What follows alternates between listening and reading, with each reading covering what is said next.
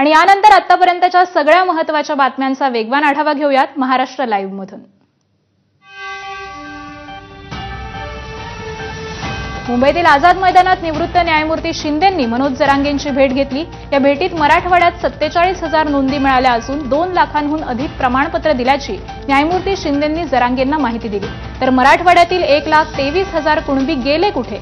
मनोज जरांगेंनी शिंदे समितीला सवाल केला। त्यानंतर मराठा समाजाला कुणबी घोषित केल्याशिवाय हटणार नसल्याचंही जरांगेंनी वक्तव्य केलं। ओबीसीतील 350 जाती कशा घेतल्या आणि एकटी मराठा जात मागास कशी राहिली?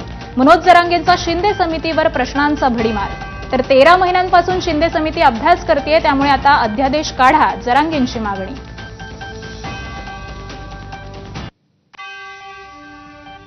मला एवढं माहिती आहे, 13 महिने झालं अभ्यास करतोय शिंदे समिती। शिंदे समितीचा अभ्यास संपलेला आहे, सरकार नाटक करतंय। याची डायरेक्ट मंजुरी अंमलबजावणीच पाहिजे, याच्यात ऐकतच नाही। तुम्ही म्हणता भाऊ आता आम्ही निर्णय लागू केला, राज्य मंत्रिमंडळाची बैठक घेतली, आता 15 दिवस त्याला चालणारच नाही। अंमलबजावणीचंच कागद हातात पाहिजे। उद्या सकाळपासून या दोन्हीकडचे प्रमाणपत्र हैदराबाद गॅजेटच्या नोंदीच्या आधारे आणि सातारा संस्थांच्या गॅजेटच्या नोंदीच्या आधारे प्रमाणपत्र उद्या सकाळपासून द्यायला सुरुवात केली। आम्हाला 6 महिन्यांचा कालावधी लागणार। शिंदे समितीनं जरांगेंना मागितली वेळ। तुमच्या हातात 6 ते 7 दिवस आहेत। येत्या शनिवार रविवार एकही मराठा घरात दिसणार नाही। मनोज जरांगेंचा शिंदे समितीला इशारा। दोनला नाही ऐकत मी, सातारा संस्था आणि हैदराबाद गॅजेट याला नाही ऐकत। तुम्हाला गोळ्या घाला, तुम्ही आडमुठे समजा, काही समजा, मी हालत नाही। मी ठाम करून निर्णय करून आणले घरूनच। मनोज जरांगेंसोबत चर्चेची आणखी एक फेरी होईल असं न्यायमूर्ती शिंदे बैठकीनंतर म्हणालेत। हैदराबाद गॅझेटियरला तत्वतः मान्यता दिल्याचंही न्यायमूर्ती शिंदेंनी म्हटलंय। मंत्रिमंडळासमोर ही माहिती ठेवली जाणार असून कोंडी सुटण्याबाबत मंत्रिमंडळ समिती निर्णय घेईल असं वक्तव्य न्यायमूर्ती शिंदेंनी केलंय। कोणताही निर्णय घ्यायचा आम्हाला अधिकार नसल्याचंही न्यायमूर्ती शिंदेंनी सांगितलंय।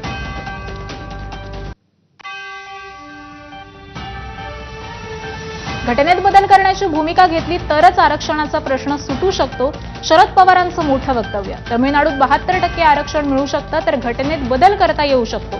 पवारांचा सल्ला, केंद्राच्या पातळीवर धोरणात्मक निर्णय घेण्याची वेळ आली आहे, शरद पवारांचं वक्तव्य। प्रगतीच्या रस्त्यावर जायचं असेल तर त्याला आरक्षणाची आवश्यकता आहे, हा आग्रह त्या ठिकाणी मानला जातो। केंद्र सरकारने याच्यात निर्णय घ्यावा लागेल। जर 58% 72% आरक्षण तामिळनाडूमध्ये राहू शकतं, तर बेप्रसंगी घटनेमध्ये दुरुस्ती करून सुद्धा हे आरक्षणाचा हा जो तिढा आहे, हा सोडवण्याच्या संबंधीचा निकाल हा संसदेमध्ये घेतला पाहिजे। मराठा आरक्षणावरच्या प्रश्नांची उत्तरे एकनाथ शिंदे देऊ शकतील, राज ठाकरेंनी सूचक वक्तव्य केलंय। मागे एकनाथ शिंदेच आंदोलकांना भेटायला गेले होते, राज ठाकरेंचं वक्तव्य। काल आपण बघितलं तर सीएसटी असेल, भाग असेल, पॉलिटिकल मराठा मोर्चा होते, काय कसं काय बघता त्या गोष्टीकडे? मराठा मोर्चा ओबीसी आता एकत्रित वाद सुरू झालेला आहे, पुढे राष्ट्रवादीचं राजकारण। मला असं वाटतं या सगळ्या गोष्टींची उत्तरं तुम्हाला एकनाथ शिंदे देऊ शकतात, मी नाही देऊ शकतो। ते जेव्हा येतील तेव्हा त्यांना विचारा। सर, मागच्या वेळेस तुम्ही म्हटलेलं की हे आरक्षण म्हणून तुम्ही त्यांच्यावर समोर बोलला की तो झाला आता विषय, कळलं का? त्या सगळ्या गोष्टी सगळ्यांना माहिती आहेत काय आहेत त्या। मला असं वाटतं याच्यावरचं उत्तर तुम्हाला जे मिळेल ते एकनाथ शिंदे देऊ शकतील। मुंबईकरांना मोठा त्रास होतोय, सीएसटी स्टेशन असेल, या बसेस असतील, मी पुन्हा माझ्याकडे ह्याचं एकच उत्तर आहे की जेव्हा एकनाथ शिंदे येतील त्यांना विचारा की मुंबईकरांना खूप त्रास होतोय, तर ते मागच्या वेळेला गेले होते ना तिकडे, बरोबर की नाही? नवी मुंबईला जाऊन त्यांनी प्रश्न सोडवला होता ना, मग हे परत का आलेत? या सगळ्या गोष्टींची प्रश्नांची उत्तर तुम्हाला एकनाथ शिंदेला विचारा। मुंबईत हजारोंच्या संख्येनं आलेल्या मराठा आंदोलकांची प्रचंड गैरसोय होत असल्याचा आरोप मनोज जरांगेंनी केलाय। मुख्यमंत्र्यांच्या सांगण्यावरूनच आंदोलकांना त्रास दिला जातोय असा आरोप जरांगेंकडून करण्यात आलाय। जरांगेंच्या या आरोपांना मुंबई पालिका प्रशासनानं खोडून काढलंय।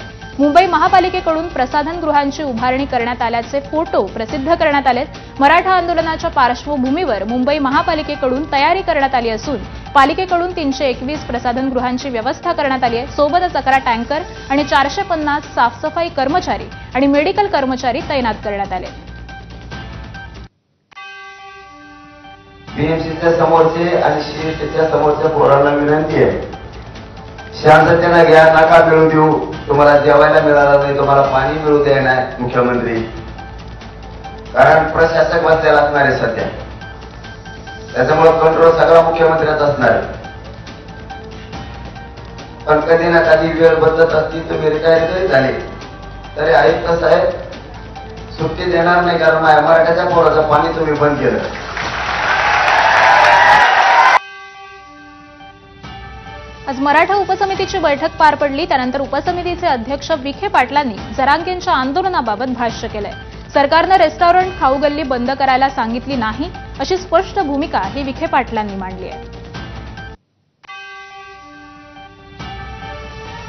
मनोज जरांगे हा शब्द शरद पवारांचा सुसाईड बॉम्बर असा मोठा दावा भाजपा आमदार संजय केनेकर यांनी केलाय।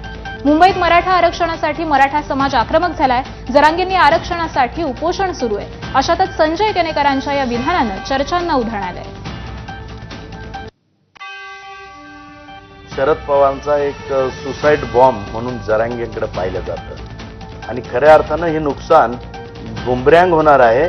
हा सुसाईड बॉम्ब त्यांनी व्यक्तिगत द्वेषापोटी शरद पवारांनी हा देवेंद्रजी फडणवीस यांच्यावर हा बॉम्ब सोडलेला आहे, परंतु निश्चित हा बुमरँग होणार आहे। समाजाचं नुकसान शरद पवार करताय। हा सुसाईड बॉम्ब शेवटी समाजाला घेऊन खऱ्या अर्थानं नुकसान पोहोचवणार आहे आणि त्यामुळे निश्चितपणे याचे परिणाम महाराष्ट्राला भोगावे लागेल। जे शरद पवार आपली भूमिका स्पष्ट न करता परस्पर असे सुसाईड बॉम्ब जरांगेसारखे या महाराष्ट्रात वापरतात, याचं दुर्दैव आहे। मराठा आरक्षणाच्या मागणीनं पुन्हा एकदा राज्यातील राजकारण ढवळून निघालं असताना ठाकरे गटाचे खासदार संजय राऊतांनी राज्य आणि केंद्र सरकारवर थेट हल्ला चढवला। मराठा आरक्षणासाठी संविधानात बदल करू शकत नाही का? केंद्र तुमचंच सरकार असताना कायदे का नाही अशी टीका ही राऊतांनी केली। यावेळी नकळत राऊतांनी मराठा आंदोलकांचा ढेकूण असा उल्लेख केलाय। यावरून भाजपचे माध्यम प्रमुख नवनाथ बन यांनी राऊतांवर सडकून टीका केली आहे। महायुती सरकारमधले मंत्री नेते असं म्हणता आहे की उद्धव ठाकरे यांना मुख्यमंत्री असताना सर्वोच्च न्यायालयात आरक्षण टिकवता आलं नाही, हा एक भाग, आणि मराठा आरक्षणासंदर्भात बोलवलेल्या सर्वपक्षीय नेत्यांच्या बैठकीतही उद्धव ठाकरे उपस्थित नाही। बघा, ते असं आहे की आपल्या खांद्यावरचा ढेकून झटकण्याचा हा प्रकार आहे। ते फक्त ढेकून आपल्या खांद्यावरचे झटकू शकतात। राजकीय इच्छाशक्ती आमच्याकडे नव्हती, हे देवेंद्र फडणवीस यांची भूमिका होती। गेल्या 5 वर्षापासून साधारण आता ते सत्तेवर आहेत, आधीची 2.5 वर्ष त्याच्या आधी, मग आता आणा ना राजकीय इच्छाशक्ती। मराठा आंदोलकांना ढेकून म्हणण्याचा नालायकपणा आज संजय राऊत यांनी केला। संजय राऊत यांनी याआधी मराठा बांधवाच्या शांततापूर्ण मोर्चांना मुका मोर्चा म्हटले होते। अहो, हे ढेकून नाहीत, हे संघर्ष योद्धे आहेत आणि हे आपली न्याय मागणी मागण्यासाठी आंदोलन करतायत आणि त्यांना तुम्ही ढेकून म्हणतायत। मराठा समाजाला यापुढे आणि मराठा बांधवांना यापुढे तुम्ही ढेकून असा उल्लेख केला तर महाराष्ट्र तुम्हाला माफ करणार नाही आणि मराठा आंदोलक या तुमच्या वक्तव्याचा निश्चितपणे निषेध करतील। ओबीसी नेते आता जरांगेंच्या आंतरवलीत आंदोलन करणार। ओबीसी नेते प्रकाश शेंडगे यांची एबीपी माझाला माहिती। सोमवारपासून आंतरवलीत ओबीसी समाज आंदोलन करणार। आझाद मैदानावर आंदोलन सुरू असेपर्यंत आंतरवलीतच राहण्याचा ओबीसींचा निर्धार। सोमवारपासून कदाचित आंतरवली सराटीमध्ये जे आहे आमचे ओबीसीचे कार्यकर्ते जे आहेत ते साखळी उपोषण जे आहे ते करण्याच्या मनस्थितीत आहेत। आमचे मराठवाड्याचे नेते टीपी मुंडे सर ओबीसी नेते हे त्यांच्या संपर्कात आहेत आणि त्यांच्याशी चर्चा करून कदाचित सोमवारपासून जे आहे आंतरवाली सराटीमध्ये सुद्धा ओबीसीचं साखळी उपोषण जे आहे ते त्या ठिकाणी सुरू केलं जाईल। मनोज जरांगेंच्या आंदोलनाचा आज दुसरा दिवस आहे। मराठा आरक्षणासाठी सरकारशी लढा सुरू आहे। मात्र आंदोलनाच्या पहिल्याच दिवशी आंदोलकांचे कमालीचे हाल झाले।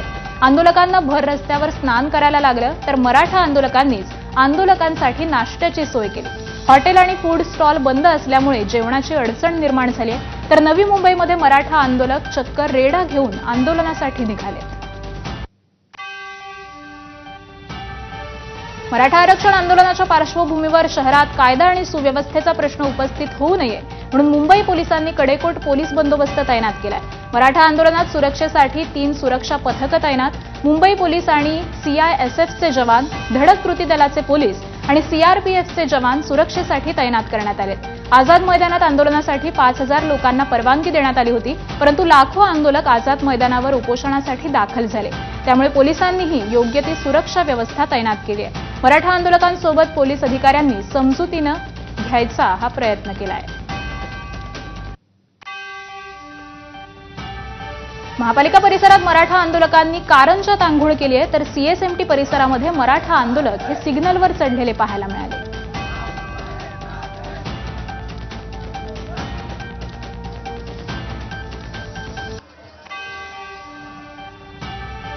केंद्रीय गृहमंत्री अमित शहांनी लालबागच्या राजाचं दर्शन घेतलं. यानंतर शहांनी वर्षा बंगल्यावर जात देखील बाप्पाचं दर्शन घेतलं.